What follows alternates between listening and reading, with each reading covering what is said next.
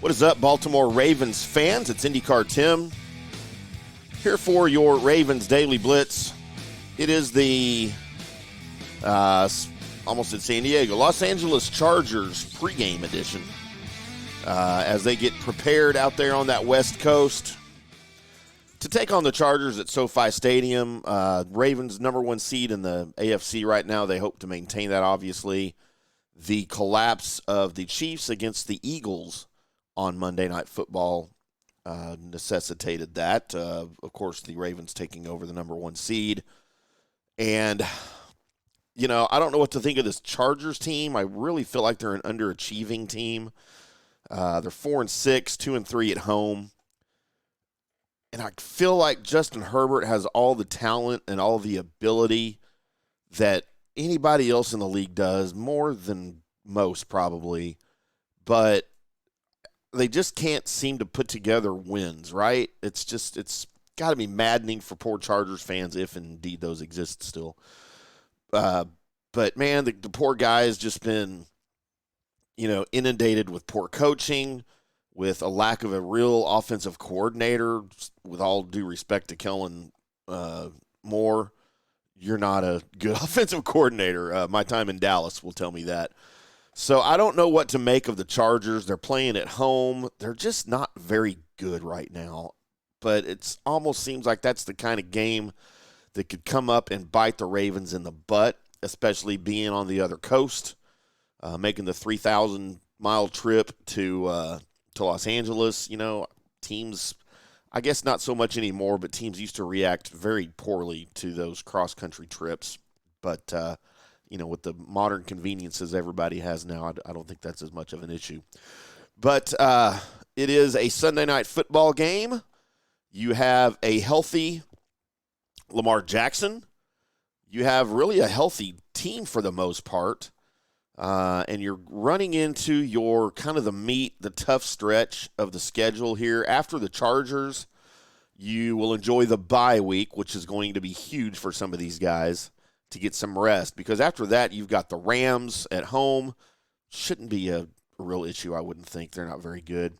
But then you run into the this is all in consecutive weeks. The Jags, the 49ers, and the Dolphins, all playoff teams this year. And then you, of course, end the season against the Steelers on January 7th. That's going to be a tough game, but kind of what we're looking for here, and kind of what worries me, is this is about the time of year, the last two seasons, that Jackson has gotten hurt.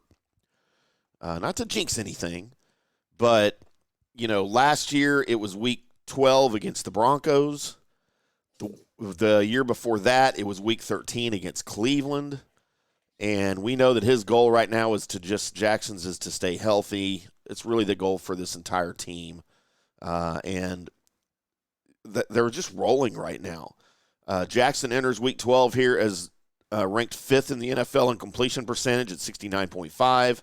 He's ranked number 6 in passer rating with 100.1. And if you combine the running efforts of Jackson and running back Gus Edwards, they've got the NFL's top rushing attack and averaging 155.1 yards per contest. So Edwards has also added 10 rushing touchdowns. That's second among AFC backs. So all things really clicking here. The receivers are playing well. I feel like Jackson's developed a good chemistry with some of the new guys, especially Zay Flowers with OBJ, Nelson Aguilar, which is good because, we've seen Rashad Bateman go down this week with an injury. I don't know what his status is yet we'll know probably in the morning if Bateman's going to be able to go. He missed a lot of practice this week. Again, that's almost not a surprise anymore, right? We almost expect to see Rashad Bateman on the injury report every week. But, man, the Chargers, like I said, they're not good. They're struggling, especially right now. They're coming off 2 consecutive 3-point losses to Detroit and Green Bay. They've got the NFL's second worst total defense, and they're last in the league against the pass. So that should provide plenty of opportunities for Lamar Jackson and that receiver core there at SoFi Stadium on Sunday.